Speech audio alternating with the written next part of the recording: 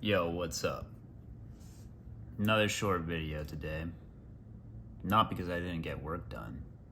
I did. But I didn't get around to shooting more footage for my promo videos because I ended up getting caught up a little bit on some stuff in the game, but also because I was collecting some other footage I needed, which I'll show you in a second. But first of all, I finished figuring out the exact lighting for the last level in the game's first act. So that's all good to go now. So mostly involved just bringing the intensity of the lighting down a lot.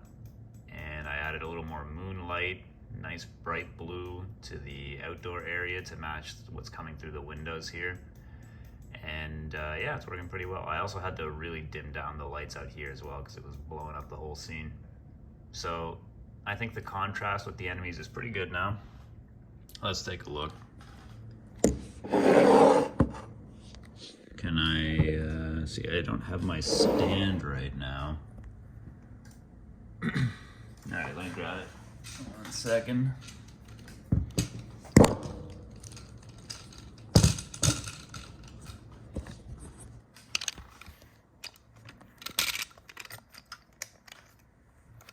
All right.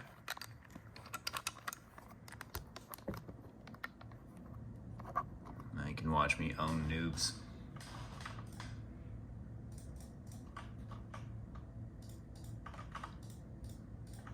Or not. Level is still badly in need of balance, though it is incredibly difficult. Wait, let's get some... Oh, wait. Yeah, okay. Let's get some volume going here. Hold on. Oh, yeah, that's what I needed.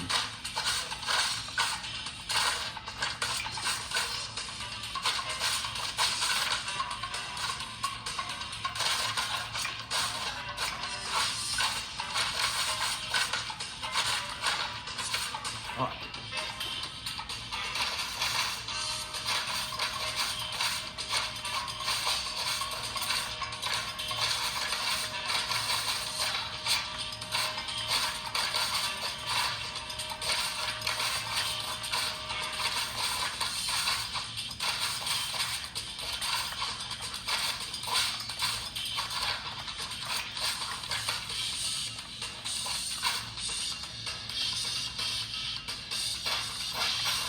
No.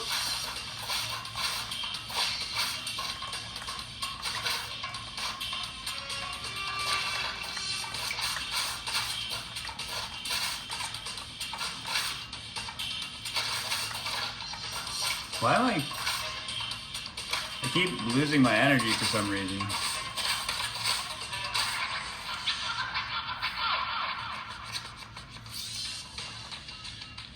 Did I introduce some kind of bug? Oops.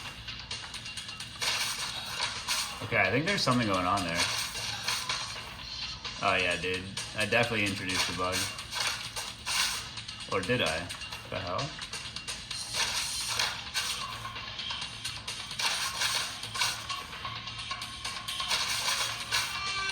Okay, well it seems okay.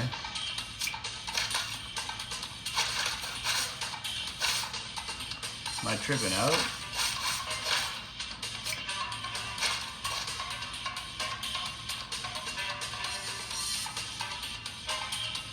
Oh, why is that, I think the map is over top of the shading there.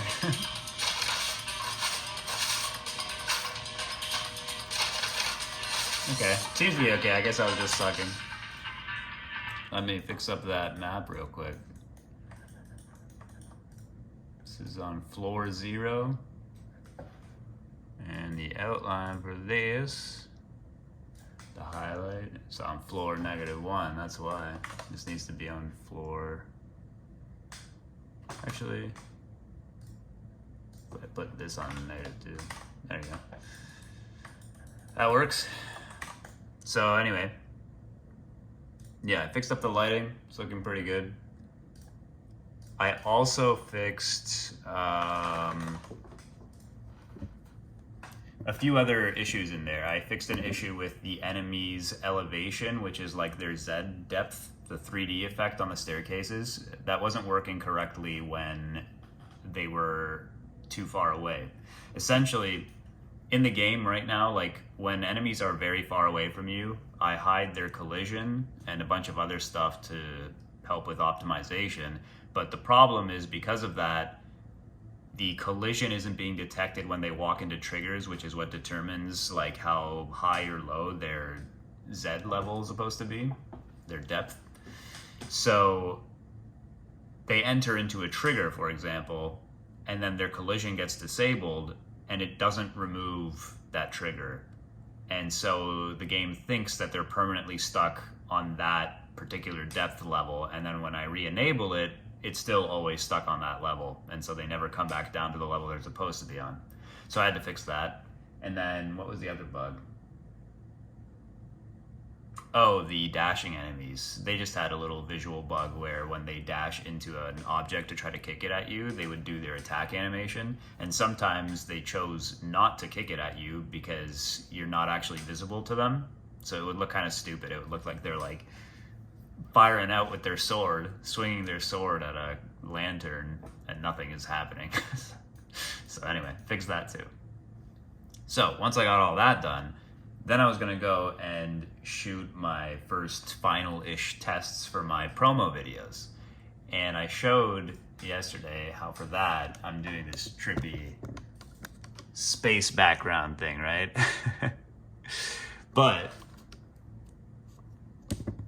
the issue I had was I was thinking about what kind of footage to use specifically, because the footage I was using there, I don't even remember where I ripped it off from, but I didn't actually have the rights to use that. It was from some random YouTube video, so I had to go and do a lot of digging to find the best footage I could use that I do have the rights to use. And finally, fortunately, I was able to find some pretty sweet 4K footage that I think looks fantastic. I found a whole bunch of them. And actually, although no one will ever see this, a big thank you to, what's this guy's name? Space Stock Footage. Damn it. Now I don't know what this guy's name is. I can't give him credit.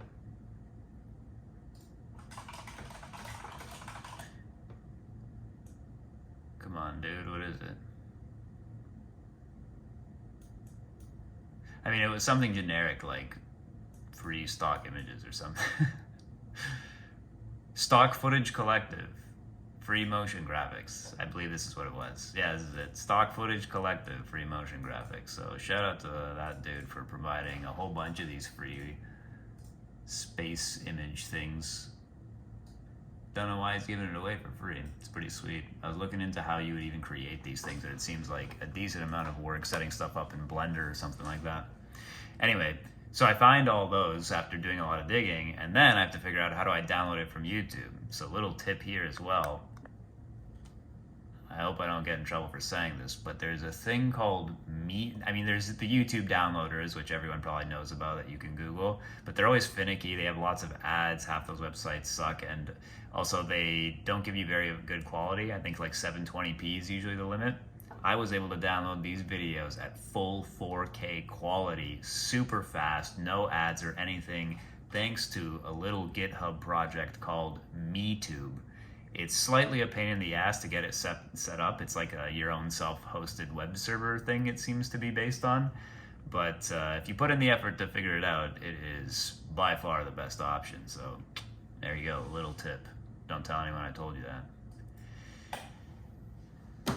And I was going to go ahead then and shoot the footage anyway, but it's already really late, and I don't want to push it any further, so instead I'm going to chill out, hit the hay real soon, eat something real quick, and call it a night. I did want to say, while I have a little energy, I will briefly mention something that I was thinking about today with regards to AI generative stuff. I was thinking that ultimately, I had a few thoughts. first I was thinking that I don't know if it's good enough for this yet, but I feel like AI is, specifically this generative AI, is kind of like the industrial revolution for art.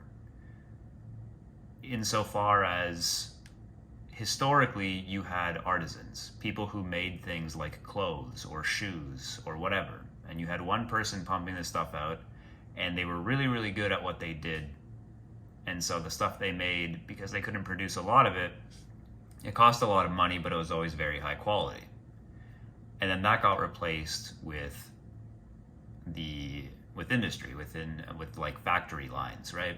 Cheap slave labor in countries where people just do the same mindless stuff over and over again, and there isn't really any expertise to it. They're just repeating the same patterns endlessly. And so they're able to produce on an absolutely massive scale, which makes things much cheaper for everyone to buy and also makes them much more profit. But it comes at the expense of quality because they're trying to produce so much so quickly. And so I think that's kind of what this is with AI, is you hypothetically will no longer need these like artisanal artists, people who are painters and musicians and whatever, because instead AI can just pump out tons of work much faster than any artist ever could. But I think similarly, with a drop in quality, with a drop in creativity and originality and stuff like that. Now, I don't know if I feel like the context is different. I think back when the original Industrial Revolution happened, people maybe weren't thinking about what the unintended consequences of it might be, which people are kind of aware of now. I feel like in the past 20 years or so now, there's a lot of stores opening it up that try to emphasize making things in an older way, and so in return it costs more money, but you get something that's of a higher quality and it lasts longer. I know I like to look for stuff like that myself when I buy things now, especially for clothes. But yeah, people are aware of that. So I wonder now that this is a novel thing for AI, if given the pushback obviously that already exists, people already boycott games and stuff that have any sign of AI, so much so that even games and other forms of media that aren't even using AI get accused of it sometimes. But it seems like there's enough public pushback that it remains to be seen whether it'll be widely adopted. Plus, as I mentioned in a previous video, I think the quality of it just isn't up to par professionally yet.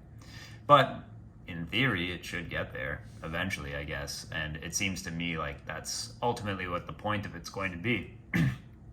To make it easier to produce lots of homogeneous, quickly made, mass-produced art for professional purposes, I suppose, which I think, again, will have the same side effect of not being as good as the properly made stuff, but nevertheless. And I don't think that there will ever be, even if that happens, I don't think there will ever be a complete loss of the need for actual good artists, because I think people will always want to see the more original work. I think it maybe will be kind of like how things like clothes are now, where there's still people who are masters of their craft, but you pay more money, but you get better quality, and that's how it is. But maybe for, I don't know, cheap stuff, commercials, stupid YouTube videos, it'll become the norm to use that stuff. I guess to some degree it's already slowly becoming like that, but I don't know, people still push back on it a lot. So we'll see how it goes, but that was one thing that occurred to me. The other I was thinking was the people who call themselves AI artists. I think that someone who, first of all, uses AI for editing their work, I think that's a different story. That's like using it as a tool, and I do that myself sometimes.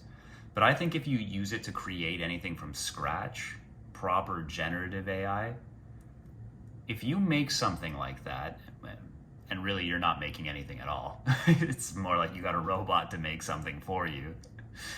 But if you make something like that and you feel okay putting that out into the world or selling it off as your own work, I think that means you're probably not an artist. And I don't mean that in some kind of I'm trying to label you A or you don't count or whatever. I mean genuinely as a person. I think an artist has a certain something inside of them that makes them maybe somewhat distinct from other kinds of people who don't have artistic inclinations. And so I'm saying this as just a plain observation, like no judgment or anything. But I think kind of like objectively, if you make generative AI art and you feel okay with that and putting that out there into the world, I think that means you're probably not an artistically inclined kind of person. And I think that because, at least in my own experience, and it's what I hear from a lot of other people who do creative work as well, you have within you a kind of urge for self-expression. And that's where the art comes from. And all that work and all that labor and effort that you put in to making any piece of art feels like you're taking something from within you and you're pulling it out and then putting it into reality and putting it into the world. And that entire process obviously is absent from when you go and you make something with generative AI. And I think if you go and do that, the issue is that urge that you have, it's like a cycle you get into as an artist. Like, you have that urge, so you go and you make something, and then you put it out into the world, and that urge gets satisfied, at least temporarily. And then it comes back, and then you have to make something else. And this is the cycle that you live through, and the reward of it is that kind of sense of relief, that sense of satisfaction, of fulfillment each time you manage to express yourself and put it out there into the world. But when you make something with generative AI, that satisfaction doesn't happen at all, because you didn't really put yourself into it. You didn't actually put yourself through the whole process that creates that feeling and that sense of relief of taking that urge, that motivation, that whatever it is within you. I don't know what the right word to use is right now, but to take that and to put it out into the world, that doesn't actually happen in the process of doing that. And so that urge doesn't get satisfied. And so if it doesn't get satisfied, you'll be like, as an artist, you'll be like, why the fuck would I do this? You know what I mean? You're not going to feel like you're actually getting, your artistic motivation isn't being satisfied by doing this. So even if you put aside all the ethics and everything else like that, I think it's just a reflection on you as a person as to whether or not you really have that artistic sensibility, if you're okay with using this generative AI stuff. And I think anyone who is in some sense deep down a real artist, and again, I don't even say that in a judgmental way, but just as an observation of the different kinds of people there are in the world, and one of them being people who have an artistic inclination and some people who don't, I think having that thing in your soul will mean that you just will not be able to make generative AI and have it like sit well with you. It just won't scratch that itch. And so you're just not going to be able to use it or care about it. Even, again, putting aside all other concerns, like, it's just not going to give you what it is that you normally get out of creating art. And on top of that, the second thing is that a big part of the creation of art is really not in the, I think people, like, this is, again, another thing having to do with, if you don't actually make art, that you might not even understand this, that a big part of what makes art what it is the tiny details and not the bigger idea. Anytime you go to make any kind of piece of art, you will end up making along the way like 1,000 different decisions on how each and every tiny little thing needs to be done. And that whole combined series of tons and tons of tiny detailed decisions cumulatively is the expression of who you are. It's what makes it uniquely you. It's almost like the DNA of the artwork and of yourself. And when you go and you make this generative AI stuff, that entire process, again, is completely erased. Every aspect of that tiny, like, setting up of the details doesn't actually happen with it. Not only does it not happen, but it's not even, like AI can't even really do that yet. One thing I've noticed, which I think I may have mentioned in a video that I made before on this, is if you go to Midjourney's website, for example, and you click through their front page gallery of the artwork that people have made on there, and you can see the prompts that they use to generate the images. And the thing that's kind of funny about it is if you click through enough of them, you'll notice that like probably 80% of them, the AI got the details wrong. Or it got sometimes even something majorly wrong about what the person was asking for. But it always produces a very interesting and beautiful image. But it's just like, do you get what I'm saying? It's not the thing that the person specifically had in mind. And you can tell from yourself sometimes when you read the prompt, like you kind of get what the person was going for, and you can see how the AI had completely misunderstood it. But even if it could understand it, again, it's like the final product of any artwork isn't just that you had this idea that popped into your head. There's also that whole process with all those details involved and the decision making involved of transforming the idea into reality, and that's what makes it the art piece that it is. And it's not only the decisions you make mentally, but also the actual process of creating it through your own two hands, so to speak. The mere like genetics that you have in your body, the way you do things, that you were just like born that way, that also will be translated into your work. The way that a person who's, I don't know, painting a picture, the way they hold their paintbrush is probably going to be different from the way another painter does. And even if they both try to draw the exact same thing, there will be some kind of, even if it's like a tiny imperceptible difference, there'll be some kind of difference, even if only for that reason and not because of the decision-making process creatively. I think as another example, if you go to whatever, Midjourney or ChatGPT, and you have 10 different people ask it to make the same thing with the same kind of prompt, you'll end up probably with a dozen of roughly the same kind of image. Whereas you go and ask 10 random artists, hey, make an image like this, and you give them the same kind of prompt you'd give to ChatGPT, you'll probably end up with 10 very different kinds of images, each of which is a reflection of how that person makes decisions in their artistic process and who they are and so on, right? So that to me is just another reason why I think someone who has the proper artistic inclination in them won't be satisfied with any kind of generative AI art, because it doesn't include all of those tiny little markers and all that decision-making process and those details that make something fundamentally a reflection of yourself, that feeds into that need for self-expression, that relief I was talking about that happens when you finally finish the project and it all comes out of you. So yeah, I guess this was all just a long-winded way of saying, no offense, bro, but if you call yourself an AI artist, you're probably not an artist at all, actually. And again, I'm not talking about people who use AI to edit their stuff. That can be like a tool like Photoshop or something. That's different. I'm talking about like from scratch, you get essentially something else to make your work for you and then call it yours. I'm just saying, if you're really an artist,